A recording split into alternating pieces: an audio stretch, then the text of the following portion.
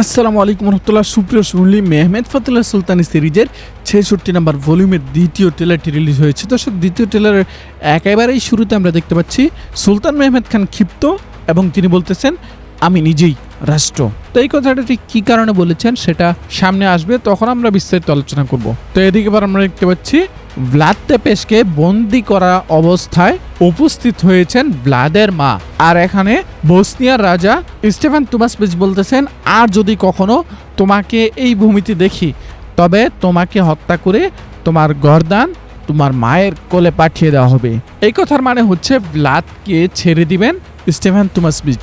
কেন ছেড়ে দিবেন? কারণ ভ্লাদের মা মরিনা নিজে যাবেন ভ্লাদকে ছাড়িয়ে আনতে। তো সে কারণে ভ্লাদকে বলা হবে যে তোমাকে ছেড়ে দেওয়া হচ্ছে, তবে আর যদি কখনো এই ভূমিতে তোমাকে দেখা যায় তবে তোমাকে হত্যা করা হবে এবং তোমার লাশ তোমার মায়ের কাছে পাঠিয়ে দেওয়া হবে। তো এদিকে রাধু তেপেস সুলতান মেহমেদ খানের কাছে গিয়েছেন। তো হয়তো সুলতান মেহমেদ খান রাধুকে ভ্লাদকে ধরতে না পারায় বলবে যে তোমার সিংহাসন কেড়ে নেওয়া হবে। আর তখনই রাধু তেপেস বলবেন সিংহাসন আমার কাছে পাথরের মতোই মূল্যহীন। তো এদিকে ভ্লাদের সাথে গন্ডগোলের সময় স্টেফান তুমাসভিচ বলতেছেন পোপের কাছে যাওয়ার জন্য, ভ্যাটিকানে যাওয়ার জন্য। তো স্টেফান তুমাসভিচের কথা শুনে রানী ক্যাথরিনা বলতেছেন আমাদের ভ্যাটিকানে যাওয়ার দরকার নেই, বরং পোপকে আমি আমন্ত্রণ জানিয়েছি বসনিয়ায়। অর্থাৎ আগামী 66 নম্বর ভলিউমে পোপকে আমরা দেখতে পাবো বসনিয়া সফরে। তো এদিকে আমরা দেখতে পাচ্ছি ভ্লাদকে উদ্দেশ্য করে পেদ্রি বলতেছে এই মিত্র বা জোট খুবই বিপজ্জনক। সম্ভবত ভ্লাদ পোপের সাথে একটি জোটের কথা ভাবতেছে, অথবা হাঙ্গেরির সাথে। আমরা কিন্তু লাস্ট কয়েক ভলিউম যাবৎ হাঙ্গেরির কাহিনী শুনতেছি। খুব শীঘ্রই হয়তো আমরা হাঙ্গেরির আগমন দেখতে পাবো।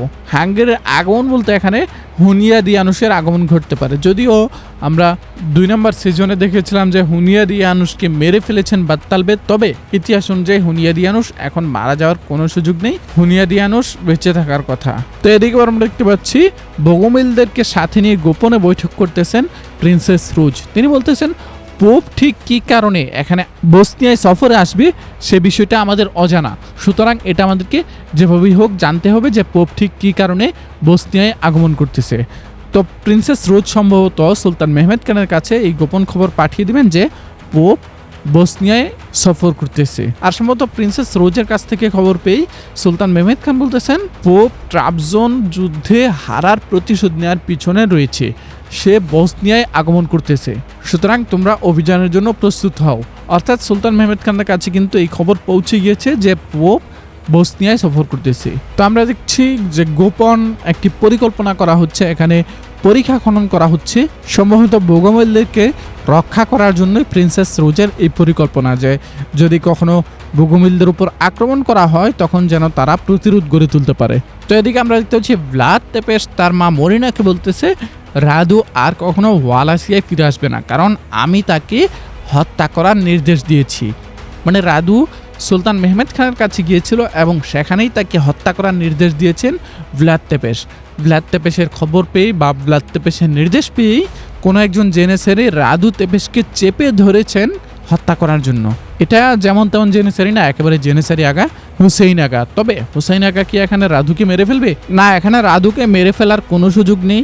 সম্ভবত হুসেইন আগা রাধুকে একটু ভয় দেখাতে পারে, তবে আবার ছেড়ে দিবে। মূল খেলাটা হবে তখন যখন রাধু পুনরায় ওয়ালাসিয়ায় ফিরে আসবে এবং তার সিংহাসনে বসবে।